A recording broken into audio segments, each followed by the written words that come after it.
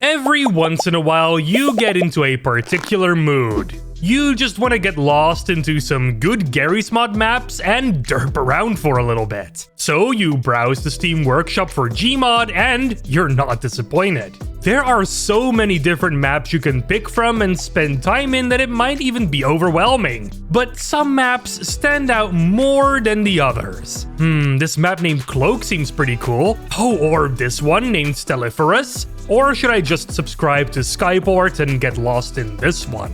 And then you see it. Hey, these impressive looking maps are all made by the same person. Castindo. They seem to be pumping these maps out one after another, and they seem to be pretty popular and beloved too. In this first video of 2026, I'm going to show you a couple of these maps that I thought were pretty great, and I think you should check out so you too can get lost into some cool Gmod maps. Let's go.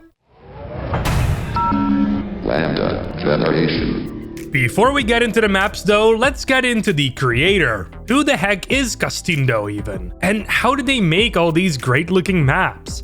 Well, there isn't a whole heck of a lot known about this person. Other than their Steam profile, I really couldn't find much. Their Steam account has been around since at least 2012 though, and their first actual Garry's Mod map was posted to the workshop in 2020. It's called GM Monolith, and it looks about what you'd expect a first Gmod map to look like. Maybe a little bit above that? But hey, everyone has to start somewhere, right? Since then, Castindo has uploaded at least 12 other projects to the Garry's Mod Steam Workshop, and they have only gotten better from there. Some uploaded pretty close to each other. Do they just work on them simultaneously, or are they really just this fast? Anyway, I can't possibly be looking at all of their maps in one video, so I'm going to limit it to the 4 that I thought were the coolest. And those will be GM Stratos, Cloak, Stelliferous, and Skyport. You're of course free to check out more stuff that they made though. It's worth noting that their maps can be pretty demanding though and may not run well on older systems. In the description of most of these maps, you can find some instructions on how to lighten the load on your computer a bit if you need to. And the maps are also pretty huge in file size, so make sure you have plenty of space available on your drive before you download these. With all that being said, let's get into the first map of the bunch.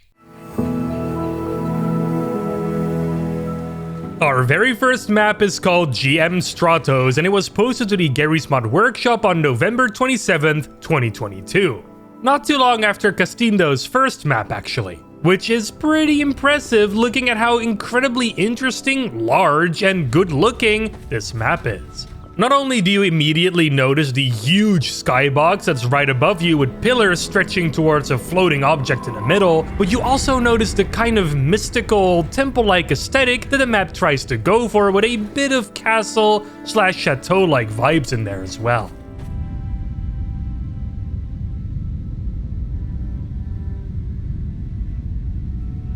As you walk through the map, you'll really notice how huge it is. There are a bunch of giant rooms to discover and some smaller hallways to walk through as well, all with pretty good lighting and shadow work. Although I do think the map can be a bit too bright though due to its color correction and HDR implementation. You can of course turn all that stuff off in the settings if you think it's a bit too much. I won't blame ya. As for the areas to discover, there is a large spawn to walk through, a room where you can play around with some of the jumping pads that you can find all around the map. There is this area with large pathways as well that make you feel really small somehow, and that then leads you into this room with a pretty swanky water feature. The splashing sounds from it can be heard from nearby rooms as well.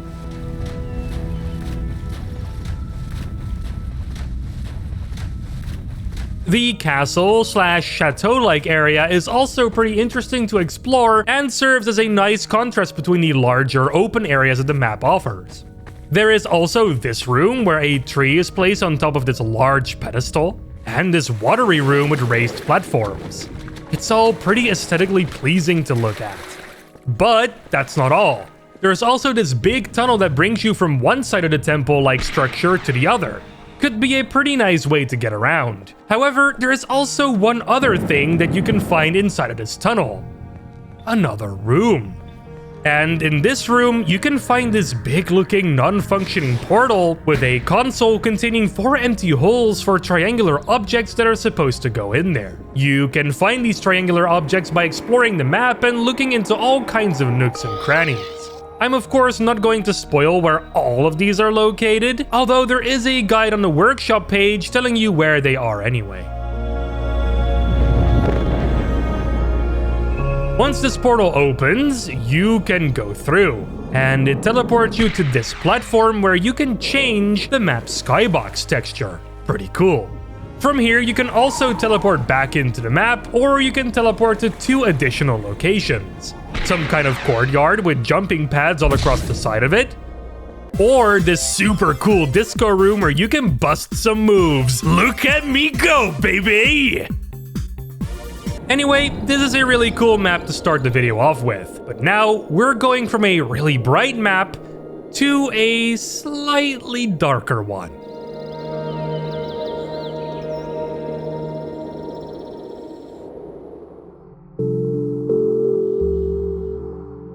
Our next map is called Cloak, and it was posted on the 27th of June last year. And it's a little bit different from the other maps that are on this list actually. While the others are more open and let you explore anywhere you want immediately, this one seems to be a tad bit more linear and story focused.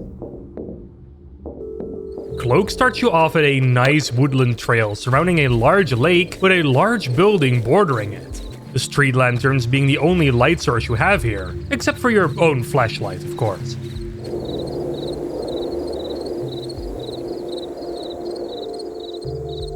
The trail ends up leading to the large building's parking lot that is absolutely filled with the same colored cars.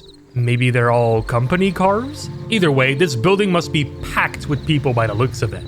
And hey, I found this fish just hiding here. What are you doing all the way out here, little buddy? On the building can be found the name of the company residing inside of it, Commodore, which is some kind of communications center?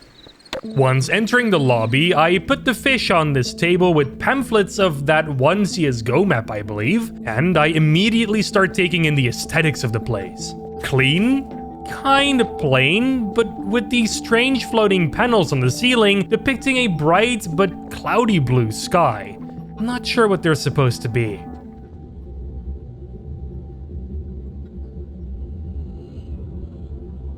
An elevator in the corner over here brought me to this second floor where we can find a nice seating area overlooking the lobby, and this floor also includes the main workplace. And my goodness, it's huge!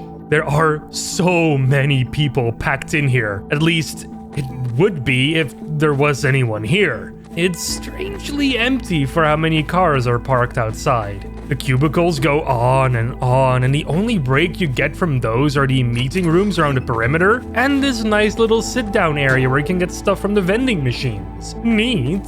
There's also this calming hallway with a water feature underneath the floor, which would serve as a nice calming change from the overcrowded work floor. These hallways lead to another elevator that apparently brings us underground. What could possibly be found down there? Once the elevator opens up, the first thing that we can see here are these guns that are covering the floor. What happened here? Some enemy force that had to be stopped? These tunnels go on for a while too. In one direction, we got these caverns we can explore with these weird looking crystals growing all over the place.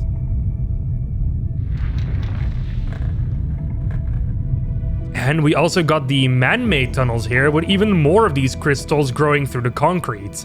And then, what the heck is this? Well, apparently this is some kind of tunnel? A wormhole of some kind? Once you swim through it, you end up at another part of the underground tunnels. Quite an interesting way to get around, I would say, but something in me tells me that these weren't always here. While exploring down here, I also found this maintenance area that I really kind of like the lighting in. And there seems to be some radioactive goop floating underneath our feet here as well. And that is somehow not the strangest thing we found here so far.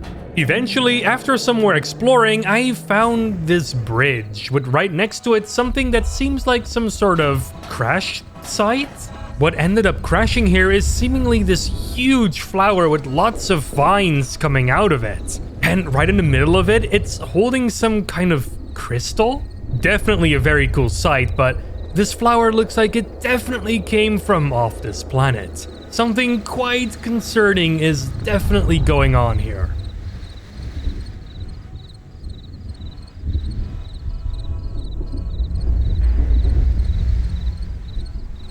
Then, after finding another wormhole to worm ourselves through, we get to another part of the Commodore offices. However, something seems off about this part. It seems to have been transported to some kind of other world? Or back in time, or some variation of that? It's kind of hard to explain. All I know is that it's no longer dark out, and the flower has inserted its branches into this branch of the company. One of the hallways in this section of the map has been replaced by this really beautiful looking bridge that connects the offices with an ancient looking building that's either from another dimension because of the way certain parts of it look, or maybe it's from a completely different time. Who is to say at this point? This place is definitely a stark contrast from everything else we've seen so far. The lighting here also looks really nice with some very detailed looking shadows all over the place.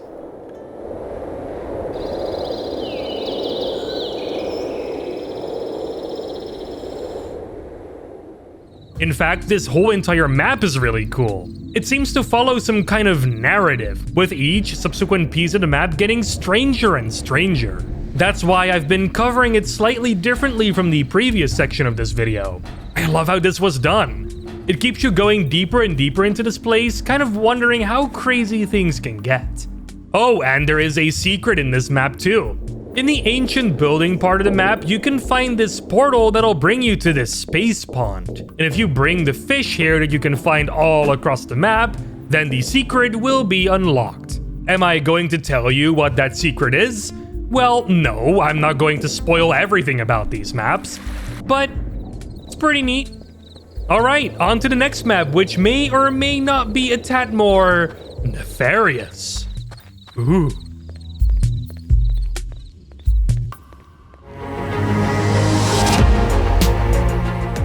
Stelliferous was posted on March 23rd, 2025 and takes place on a giant suborbital space station that has taken its place just above the atmosphere. And it seems to only have one goal: charge its massive space laser to annihilate innocent farming villages on the surface. All that because according to the Steam Workshop page, they look more beautiful when they're turned into glass. Yeah, okay. That sounds like quite the setup, and for doing all that, you might need a pretty big base of operations, right?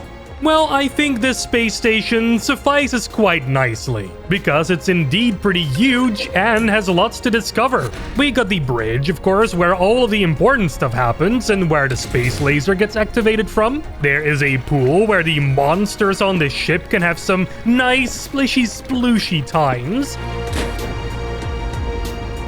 And of course a cafeteria section with accompanying lodging so they can sleep, if they even can after knowing what they're about to do to a lot of innocent people. There is also an agricultural section where... Wait a minute. Is this why they want to destroy farming villages? Because they see them as competition? Damn, that's some evil capitalist shit right there. I'm very disappointed, but honestly, not surprised. And of course, we also have a ginormous server room where I believe we're also renting some space for our site. Let's see where David put the stuff. Where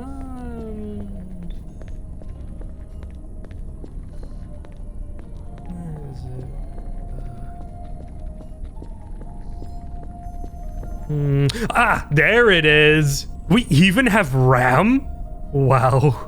All of these areas are connected by pretty detailed and impressive looking hallways, and these bridges that go across the massive cavern-like wing where you can get a pretty good look at the massive laser. I sure hope nobody activates this thing.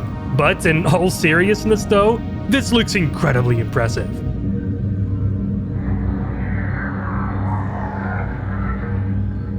The detailing is pretty on point here, but this is not the most impressive thing of this map.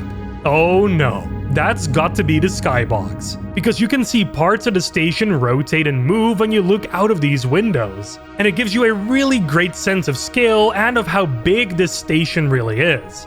You can even walk right underneath the station on these catwalks and see all the details for yourself. This skybox right here is what ties all of this together for me and sells the entire illusion. Well done, man. Oh, and I didn't even tell you about the secret area that this map has. All over the map, you can find these vents that you can break open. And once you go through those vents, you'll eventually make it into this abandoned part of the station. This is probably the most atmospheric and creepiest part of this map. Like, who abandoned an entire area like this on a space station? What happened here that made them go like, yeah, we shouldn't go there anymore?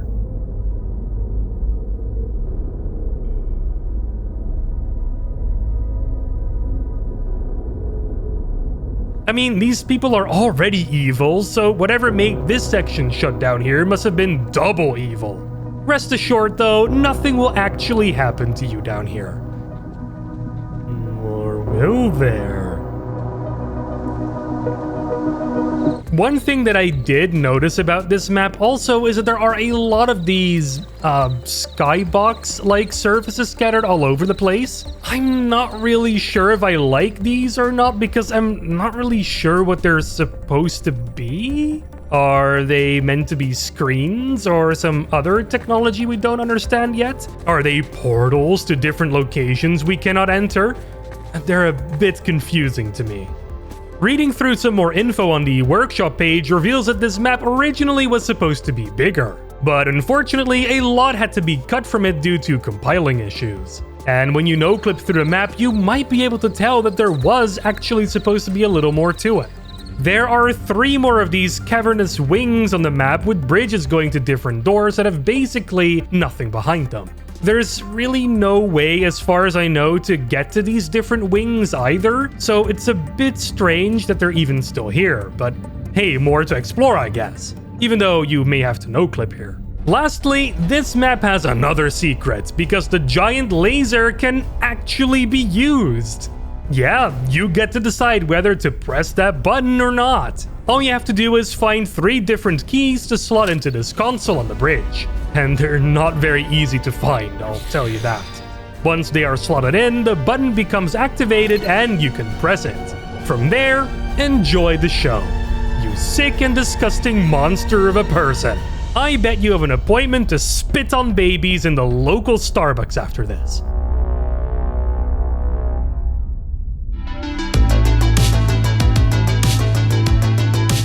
Last but certainly not least, we got Skyport, which is one of Castindo's most recent maps to date, coming out on December 8th last year. And as the name suggests, this is an absolutely massive port made specifically for space travel. But there is another sinister secret hiding deep within this port. According to the workshop page, it's now also used by a group called Heritage to serve as a gateway between their many branches. Heritage being a group who has the goal to basically discover everything. Literally everything. Past, future, doesn't matter. Very interesting. One thing you'll notice when you spawn for the first time though is this absolutely massive skybox. Once again, Castindo impresses with a fantastic sense of scale to this place. The city below looks really big, with one part being 2D and another part being 3D buildings. And the structure we're in also looks massive. It gives you the feeling that we're only allowed to explore a tiny bit of it and that it technically stretches on for much longer. It makes you wonder what's happening in those other parts and if they're just as interesting. Just like all the other maps, there are a bunch of interesting areas to explore, like this overlook area that you spawn in. It's the outer part of the port with cool looking spaceships parked here. There's lots of open air and elevators and scaffolding to bring you to places you need to go. The map starts really strong here.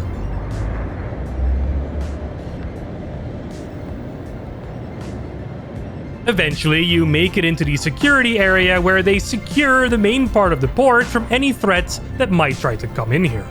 You have to walk through these fields, which may or may not be set up to vaporize any unwanted contraband coming through.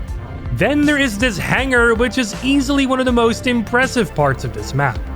Just look how big it is, and how many spaceships are dotted all over the place.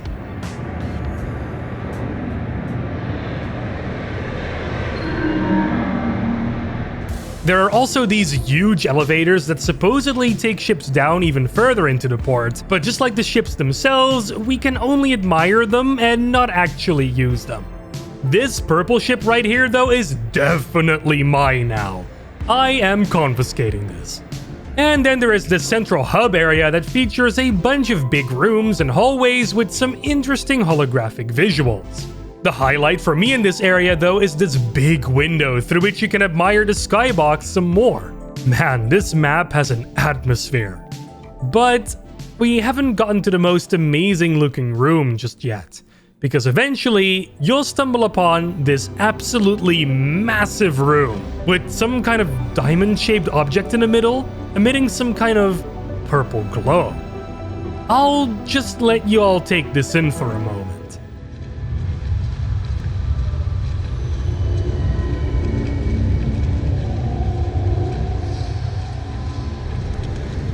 I honestly think this is the most impressive vista this map has to offer. Heck, out of all of the maps in this video, I think this is the most beautiful thing to look at. But I also love purple a lot, so I might be a bit biased here. Anyway, this view is just wallpaper worthy. Ignoring that for a moment though, there is this elevator in the chamber as well that goes deeper down into the secret heritage facility. But you need 3 keycards for this vanishing shield to, well, vanish. Otherwise, you'll vanish yourself.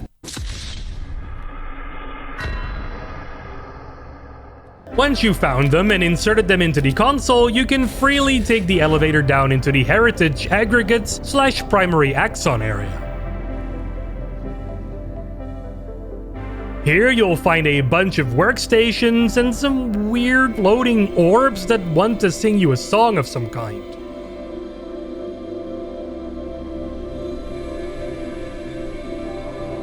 And then there is this other massive construct that was right underneath that purple glowy diamond shape from before.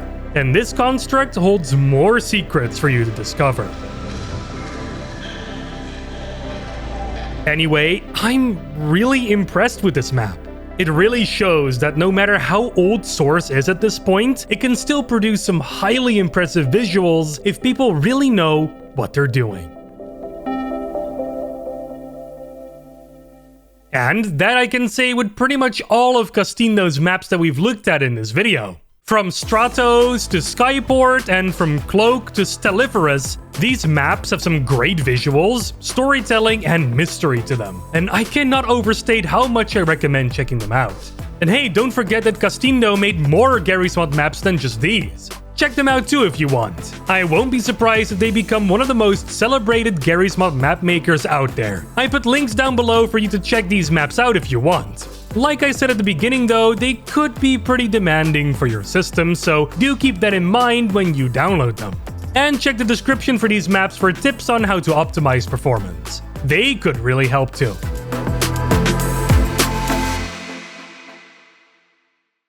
Before I end this video, I'd like to make a special announcement.